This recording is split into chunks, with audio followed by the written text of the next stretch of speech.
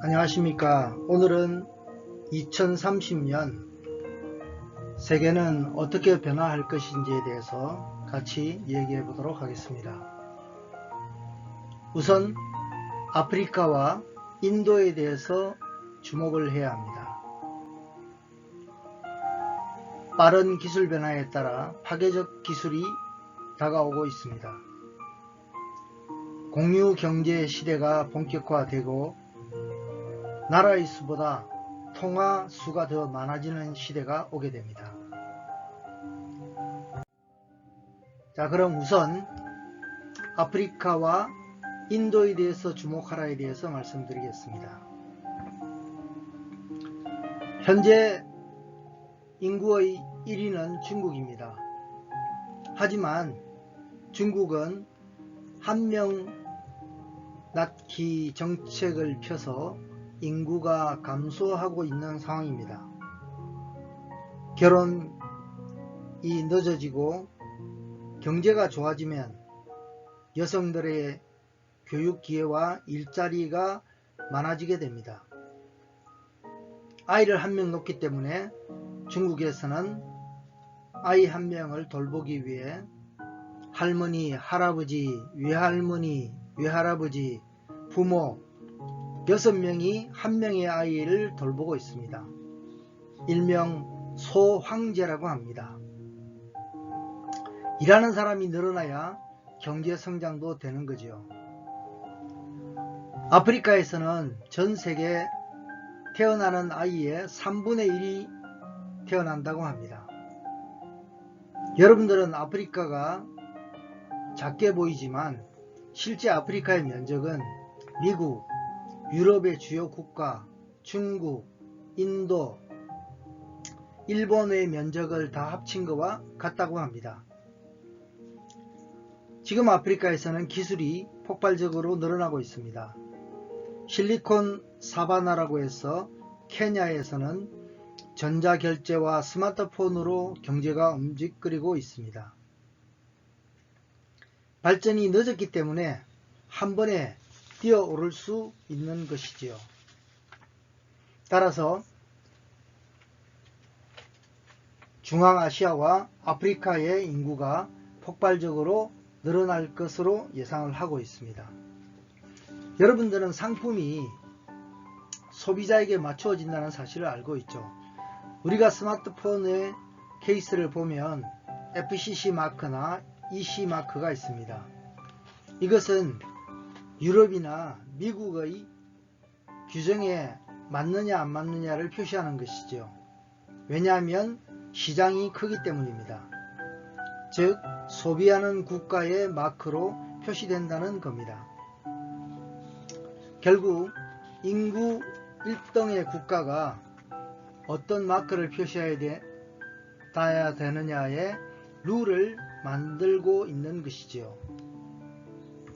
두 번째는 이민을 받지 않으면 퇴보할 수밖에 없습니다. 미국에서 얼마 전에 이민이 미국민들의 노동력을 빼앗아 간다고 하여 트럼프가 선거 공약으로 내세우고 멕시코 국경에 장막을 쳤습니다. 사실 이주하는 사람들을 보면 부자이거나 아니면 도저히 살 수 없어서 오는 사람들이 대부분입니다. 결국 중도층에 있는 사람들의 일자리를 뺏어가는 것은 이민이 아닙니다. 어찌 보면 자동화가 이들의 자리를 빼앗는 거죠. 선진국은 인구가 줄어들기 때문에 이민을 받아서 노동력을 유지하지 않으면 안 됩니다. 지금부터라도 이민의 생각을 바꾸어야 합니다. 다음은 도시 집중화가 가속된다는 겁니다. 도시는 지구의 1%의 면적에 55%의 인구가 살고 있으며 80%의 에너지를 소비한다고 합니다. 신흥 중산층이 생겨나고 여성들의 사회 진출이 급진하게 됩니다. 이는 많은 기준의 변화가 발생하게 됩니다. 예를 들어 인도의 타다라는 자동차 회사에서 약 2,000불짜리 세상에서 가장 싼 자동차를 만들었습니다. 왜냐하면 중산층이 돈을 많이 벌기 때문에 이들을 위해서 타겟한 것이죠. 하지만 새로운 중산층은 단순히 물건을 싸다고 사는 것이 아니라 자신의 프라이드도 생각하는 것이죠. 월마트 역시 미국에서 팔던 경영 정책을 가지고 아시아나 아프리카에 진출했지만 모두 성공하지 못했습니다. 따라서 새롭게 태어나는 신흥 중산층은 생각이 기존의 방식대로는 성공할 수 없다는 것입니다. 자, 다음은 파괴적 기술이 온다는 겁니다. 파괴적 기술이란 기존에 있던 직업이나 상품들이 일시에 파괴되는 것을 말합니다. 예를 들어 시계를 예를 들면 원래 손목시계는 영국에서 발명이 되었으며 이런 기술을 가지고 스위스가 롤렉스를 만들었습니다. 하지만 2차 세계대전이 터지면서 값싸고 빠르게 저렴하게 만들 수 있는 시계가 필요했고 미국의 타이맥스사가 누구나 쉽게 손목시계를 구입할 수 있도록 만드는 겁니다. 하지만 시장을 차별하기 위해서 전자시계의 고급화를 시도한 것이 브로바입니다. 이때까지만 해도 시계의 정확도가 그렇게 높지 않았기 때문에 일본에서는 퀄츠를 이용한 정확도가 굉장히 높은 시계를 만들었습니다. 이와 같이 일제 세이코가 시장을 점령했습니다. 하지만 시계를 꼭 시간만 보는 것이 아닌 패션이라는 새로운 개념으로 접근한 스와치가 패션을 이끌었습니다. 하지만 이동전화가 나오고부터 아무도 시계를 사지 않습니다. 왜냐하면 전화기를 켜면 정확한 시간을 제공해 주기 때문입니다. 지금은 어떻습니까? 지금은 시계를 시계회사가 만들지 않습니다. 애플이나 샤오미나 삼성 등이 웨어러블 디바이스 형태로 해서 시계뿐만 아니라 다양한 기능을 넣은 장치로 팔고 있는 거죠. 이와 같이 하나의 물건도 시대에 따라서 급속하게 변한다는 사실을 알 수 있습니다. 이러한 변화는 즉 새로운 직업을 만들어내고 결코 옛날로 돌아가지 않는다는 사실입니다. 다음은 3D 프린터입니다. 3D 프린팅은 소재의 낭비가 없다는 측면에서 굉장히 좋은 것이죠. 따라서 요즘 얘기하는 그린 비즈니스에 딱 맞는 것입니다. 3D 프린터로는 총도 만들 수 있고 중국에서는 집 자체를 3D 프린팅 한다고 합니다. 지금 현재는 지구가 포화되면 화성으로 이주할 것을 상상하고 있습니다. 만약에 화성에 이주하기 위해서 집을 짓는다면 재료를 직접 화성으로 가져가는 것보다는 화성에 있는 현지의 재료를 이용하여 3D 프린팅을 한다면 살아갈 수 있는 집을 지을 수 있겠죠. 또한 나노 기술을 활용해서 쓰레기를 감소시킬 수 있습니다. 재료를 분자 단위로 분해해서 물건을 만들고 또 만든 물건을 다시 분자 분해로 해서 새로운 물건을 만들 수가 있습니다. 즉 쓰레기가 나오지 않는 것입니다. 환경 문제를 해결하는 주요한 기능을 하게 됩니다. 다음은 VR입니다. VR은 다양한 분야에 쓰이지만 특히 의료 분야의 정신병 치료에 사용한다고 합니다. 피해망상증이 있는 사람에게 해당되는 장면들을 가상으로 보여줌으로써 피해망상증을 치료할 수가 있는 겁니다. 신체가 부자유한 사람들에게는 운동신경을 자극하기 위해서 그러한 내용을 보여줌으로 해서 치료에 적극 활용하고 있는 것입니다. 다음은 전자책입니다. 아직도 우리는 종이책이 좋다고 얘기를 하지만 이 종이책은 서점과 출판, 유통의 카르텔이 강하기 때문에 아직도 남아있는 것입니다. 만화는 이제 웹툰으로 보고 잡지도 디지털로 보고 있습니다. 아프리카에서는 이런 많은 양의 종이로 책을 찍어내서 교육을 시킬 수가 없습니다. 그래서 환경보호단체에서는 지금 우리가 사용했던 스마트폰이나 값싼 타블릿을 이용해서 무료의 책을 아프리카에 교육시키는 자료로 쓰고 있습니다. 이와 같이 아프리카의 교육은 전자책으로 시작하는 것입니다. 여러분들은 와인을 살 때 온라인으로 살 수가 없다는 사실을 알게 될 겁니다. 왜냐하면 와인은 미국이나 유럽에서는 직접 상점을 방문하여 와인숍에 가이드를 듣고 와인을 사게 됩니다. 하지만 중국에서는 와인을 대부분 온라인을 통해서 구입합니다. 왜냐하면 중국에는 와인숍이 없기 때문입니다. 이렇게 없기 때문에 한 단계 점프를 할 수 있는 것이죠. 다음은 공유 경제 시대가 온다는 것입니다.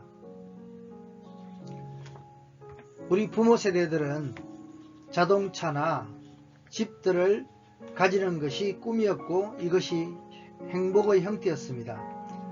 하지만 요즘 자동차나 자전거는 다 공유해서 사용합니다. 밀레니얼 시대 같은 경우에는 운전면허조차 필요 없다고 생각한다고 합니다. 우버는 앱에서 매칭 서비스를 통해서 자동차를 공유시키고 있습니다. 또한 숙박이나 집도 에어비앤비를 통해서 소유하지 않고 필요할 때 집을 사용하는 것입니다. 노동도 마찬가지입니다. 옛날에는 회사에 취직해서 종신고용이라는 형태가 있었지만 지금은 노동력이 필요한 때 필요한 만큼 사용하는 긱워크로 바뀌고 있습니다. 음악과 동영상 또한 스트리밍 서비스를 이용해서 활용하고 있죠. 불과 몇십 년 전만 해도 LP나 CD, 테이프 등을 통해서 직접 음악을 듣곤 했습니다. 소유하면 언제나 내가 사용할 수 있다고 생각했기 때문입니다. 하지만 요즘 스트리밍 서비스는 네트워크만 있으면 언제 어디든지 내가 원하는 영상을 볼 수 있게 됩니다. 개인 자산보다 공유 소비가 커지게 됩니다. 미래를 예측한다는 것은 이와 같이 사활을 건 문제이며 생존의 문제이기도 합니다. 다음은 나라보다 통화가 많아진다는 겁니다. 여러분들은 지금 사용하고 있는 지폐가 13세기 말 쿠빌라이 칸에 의해서 만들어졌다는 사실을 알고 있습니까? 이와 같이 지폐를 사용한 쿠빌라이 칸은 마르코 폴로를 통해서 유럽에 전달되었습니다. 즉 지폐는 신용과 같은 것입니다. 화가로 유명한 살바도르 달리가 음식점에서 음식을 먹고 돈 대신 종이에 그림을 그려서 화폐를 대신했다고 합니다. 음식 주인은 달리의 화가의 가치를 인정했기 때문에 돈 대신 그림을 팔았던 거죠. 즉 가치는 누군가에게 인정받으면 효용이 발생한다는 겁니다.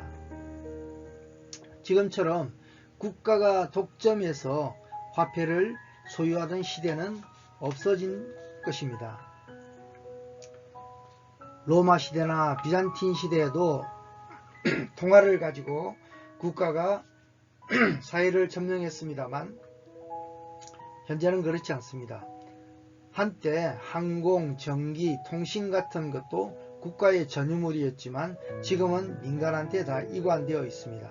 따라서 통화의 사업도 국가가 직접 컨트롤하지 않고 민간에게 넘길 수 있다는 것입니다. 마크 주커버그가 얼마 전에 리베라라고 하는 디지털 통화를 만들려고 했습니다. 하지만 실패했죠. 왜냐하면 기존에 있는 국가에서 이것을 허락하지 않았기 때문입니다. 아마 곧 새로운 형태의 통화가 세계를 지배하게 될지도 모릅니다. 은행에서 점포가 필요 없어지고 은행원은 AI나 앱, 챗봇 등이 대처하게 됩니다. 코닥 같은 경우에도 옛날에는 필름으로 현상을 하는 것이 당연한 얘기였지만 요즘은 디지털 카메라로 데이터를 저장하고 필요할 때 디스플레이를 통해 사진을 볼 수 있습니다.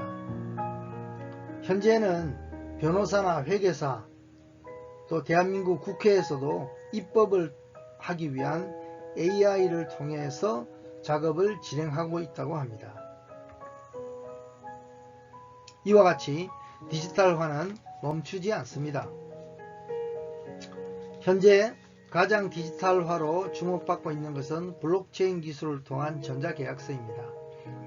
지금 현재 진행이 되고 있고 덴마크 같은 경우에는 다양한 내용들을 국민들의 전자투표를 통해서 정책을 결정하고 있는 중요한 모델로 자리하고 있습니다. 특히 에스토니아 같은 경우에서는 블록체인 기술로 거주권 자체를 발행하고 있습니다.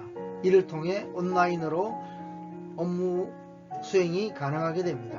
즉 신용이란 시스템을 갖추어지게 되면 기득권 세력에서 벗어나 국가가 관리하지 않는 통화가 만들어지기 때문입니다. 국가가 관리하지 않는 통화 시대는 곧 오게 됩니다. 지금까지 부족한 내용이지만 곧 다가오게 될 10년 후의 미래를 여러분과 함께 예측해 보았습니다. 감사합니다.